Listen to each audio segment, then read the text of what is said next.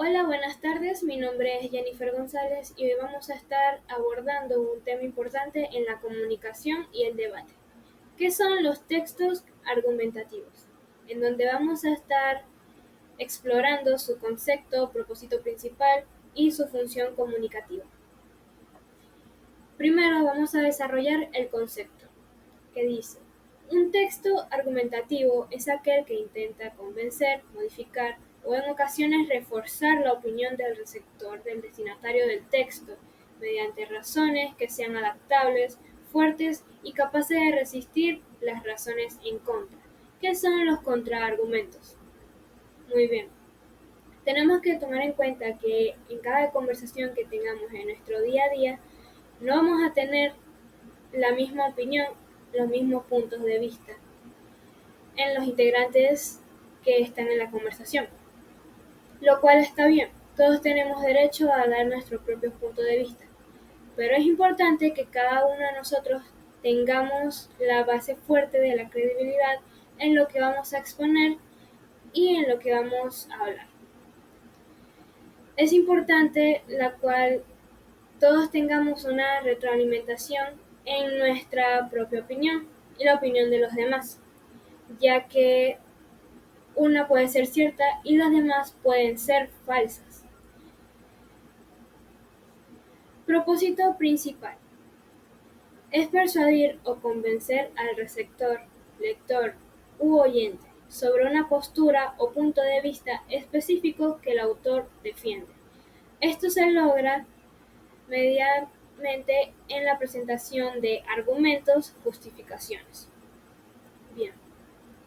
Un ejemplo claro de esto son los artículos del doctor nutriólogo Diego Suárez, en donde él nos comparte un artículo en donde habla de la comida chatarra y las enfermedades que podemos padecer mediante pasar el tiempo, en donde consumimos ciertos alimentos que contienen grasas y azúcares. Podemos padecer de enfermedades cardiovasculares, glicemia e incluso cáncer. Y ustedes se preguntarán, ¿pero qué tienen que ver estos artículos con los textos argumentativos? Precisamente eso. Este doctor nutriólogo da su argumento y su justificación, es decir, da una tesis, da el planteamiento del problema y también da su base de justificación, en donde tiene la razón. E incluso está dando unas buenas opiniones para nuestro bienestar y una mejor salud. Y en la parte de persuadir o convencer al receptor, lector u oyente, pues de acuerdo a estos artículos, lo que quiere este autor es que cada paciente o que cada lector tome un poco de conciencia con respecto a su salud y tome buenas decisiones. Ahora vamos con la función comunicativa, que dice: su objetivo es persuadir o convencer al receptor sobre la validez de la tesis o punto de vista específico. Tenemos que estar prestos a la opinión de los demás y también sacar información de cuál es que tiene la buena información o la buena opinión. Está bien que tengamos diferentes opiniones para seguir creciendo y saber aceptar cuando tenemos errores y cuando tenemos la razón. También es importante saber decir a las personas cuando no tienen la razón y que todos crezcamos en la conversación. Porque de esto mismo se trata, de que la comunicación sea una parte debatible y no que sea una discusión como tal, sino que cada uno de nosotros podamos alimentarnos de información y tener la buena opinión, ya que una mala opinión o un mal punto de vista puede ocasionarnos problemas en nuestra vida, aunque no lo veamos todo el tiempo. Por ejemplo, seguimos con el mismo ejemplo de antes, en donde el doctor nos practica o nos da la exposición de un artículo que habla sobre la comida chatarra y todas las enfermedades que podemos padecer por ella. Buenas tardes, mi nombre es Nelly Berkova y vengo a hablarles sobre los argumentos y tipos de argumentos. ¿Qué es un argumento? Un argumento es una expresión de un razonamiento que busca justificar, probar o refutar una idea, tesis o proposiciones con el fin de convencer a los demás de un punto de vista. Los argumentos poseen dos características importantes que son la coherencia y la consistencia, las cuales deben tener un sentido lógico y no presentar ninguna contradicción interna. Es decir, que dicho argumento debe poseer premisas que ofrezcan un soporte lógico para una conclusión. Los tipos de argumentos. En los tipos de argumentos están los argumentos de autoridad. Este argumento se basa o se apoya en el respaldo de una figura experta o fuentes con conocimientos especializados para validar lo expuesto. Dicho argumento se emplea mucho en el campo de la ciencia, el periodismo, la moda, la belleza, la religión y el deporte. Y un ejemplo de este argumento sería una nota que diga: según la Organización Mundial de la Salud, OMS, beber suficiente agua al día puede mejorar la salud debido a que los órganos mejoran su funcionamiento después de la hidratación. Ahí se puede ver que la fuente de conocimiento o la figura experta es la Organización Mundial de la Salud, OMS, como dije anteriormente. También tenemos el argumento de ejemplo. Este argumento se utiliza para ilustrar una idea mediante la presentación de una o más cosas concretas. Su objetivo es hacer que la conclusión sea más confiable al ilustrar varios ejemplos. ¿Qué quiere decir con eso? Que mientras más ejemplos tenga el argumento, más válido y más fuerte sería. Un ejemplo de esto sería una nota que diga: la mayoría de los metales conduce electricidad, y como prueba o ejemplo de dicha nota se menciona varios de esos metales, como el cobre, la plata, el aluminio y el bronce. Y por último, el argumento de causa y efecto. Este argumento explica cómo un suceso produce o contribuye a otro acontecimiento utilizando la evidencia para respaldar su conexión. Es decir, demuestra la relación entre dos eventos usando evidencia para respaldar su conexión causal. ¿Y cómo es el argumento de causa y efecto? Muy fácil, es que desde una causa se produce un efecto B. ¿Y cómo sería eso? Bueno, me explico para que se entienda mejor. Como por ejemplo, una causa podría ser no se riega una planta, y el efecto sería la planta se marchita. Ahí podemos ver que de una causa se puede llevar a un acontecimiento que sería el efecto. Muchas gracias por escucharme. Muy buenos días a todos, mi nombre es Tomás Espinosa y yo voy a hablarle un poco sobre los elementos clave de los textos argumentivos. Pero, primero que todo, un momentito. Quiero que piensen en un momento en que intentaron convencer a alguien de algo, como convencer a un amigo de ver una película, ir al cine, ir a Alta Vista, o incluso a tus mismos padres, pedirle un permiso para ir a cualquier lado. En ese momento, sin tú mismo saberlo, estaban construyendo lo que se llama un texto argumentivo. Y eso es lo que vamos a conocer hoy y vamos a desglosar hoy, el corazón de la persuasión, que es lo que se le llama. El texto argumentivo no solo se trata de informar, es defender una barrera. Y esa barrera tiene tres elementos clave o tres pilares fundamentales, lo cual es la tesis, la cual es la columna vertebral de estos textos. También estarían los argumentos, que son como nuestros soldados o nuestra fuente de batalla, ¿ok? Y también estaría la conclusión, el cual sería el cierre de esta misma.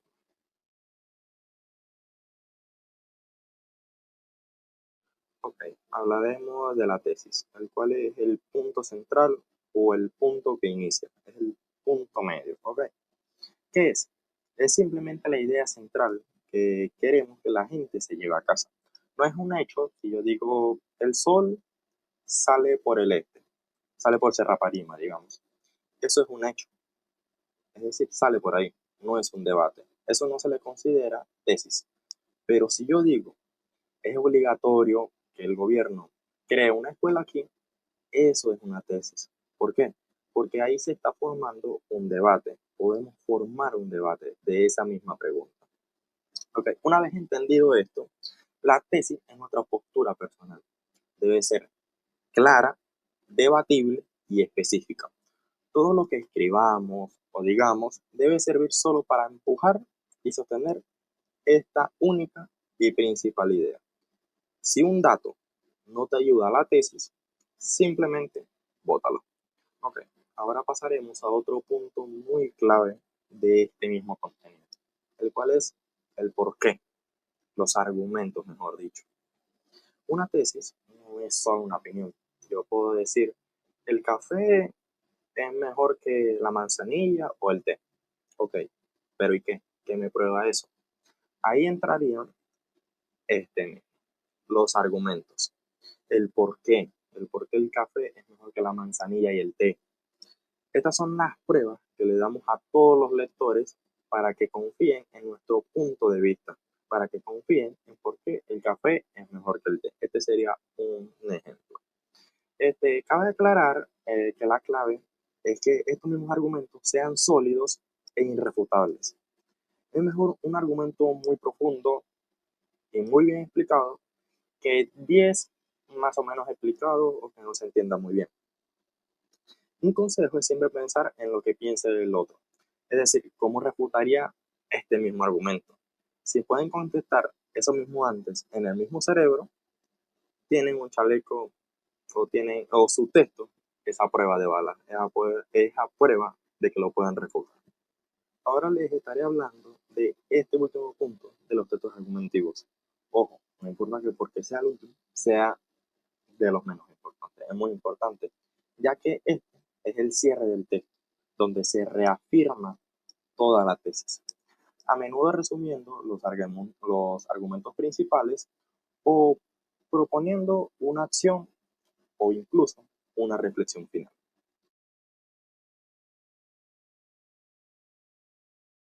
Ok, ahora les estaré hablando sobre la tesis y su función en la inducción.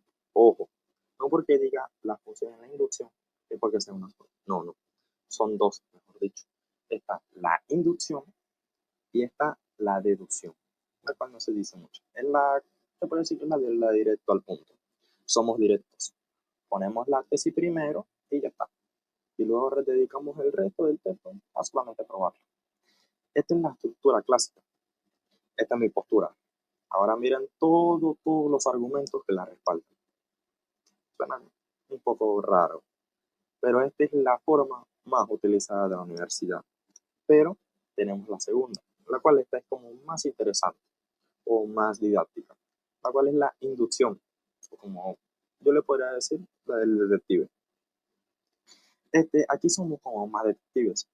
Empezamos como mostrando todas las pruebas, las evidencias, los videos, todo. Buenas tardes, hoy hablaré sobre dos características lingüísticas muy importantes, el uso de conectores discursivos y subjetivos. Los conectores discursivos y subjetivos suelen usarse en ámbito académico y literario, pero aunque los dos apuntan a cosas distintas. ¿Cómo se unen? Bueno, la unión ocurre cuando los conectores discursivos estructuran la lógica del mensaje y los subjetivos añaden la postura personal. Los conectores discursivos son palabras o expresiones que sirven para enlazar ideas dentro de un texto o discurso. Garantiza la coherencia y la fluidez. Funciona como puente que guía al lector o al oyente en el recorrido del mensaje. Ayuda a organizar la información y a mostrar relaciones lógicas entre las partes, causa, consecuencia, constante, adicción o cierre.